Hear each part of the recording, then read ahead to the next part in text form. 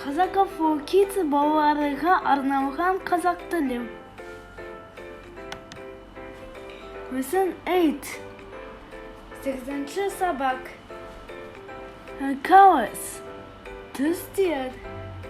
Қызыл, red, сары, yellow, жасыл, green,